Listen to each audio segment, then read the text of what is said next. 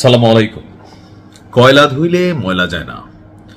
আপনি সবাইকে বিশ্বাস করতে পারবেন, কিন্তু একটা জাতি আছে, এদেরকে আপনি বিশ্বাস করবেন, আপনি ধোঁকা খাবেন। আর এদেরকে নিয়ে পবিত্র কোরআনে বেশ কয়েকবার বনি ইসরাইল সম্পর্কে আয়াত আসছে, এদের মুনাফিকির জন্য।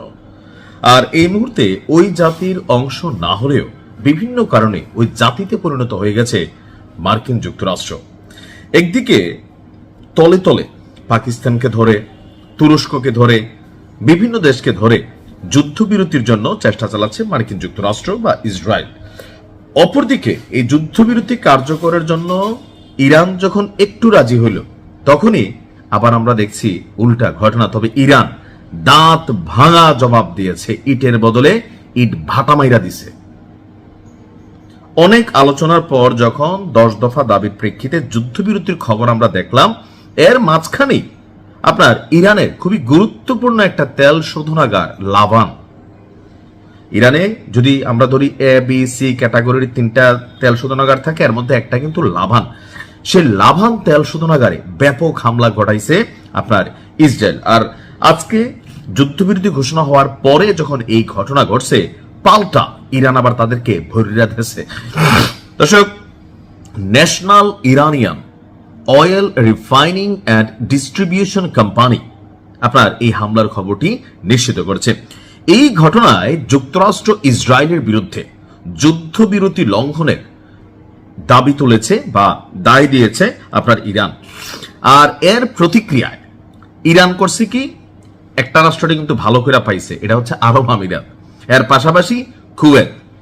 এই দুই দেশে বিভিন্ন যে লক্ষ্যবস্তু আছে, মার্কিন যুক্তরাষ্ট্রের ঘাঁটি, সামরিক, বেসামরিক, পাশাপাশি ইসরায়েলের যে বিনিয়োগকৃত প্রতিষ্ঠানগুলো আছে, প্রত্যেকটাতে ব্যাপক পরিমাণ হামলা চালিয়েছে পাল্টা জবাবে ক্ষেপণাস্ত্র এবং ড্রোনের মাধ্যমে ইরান।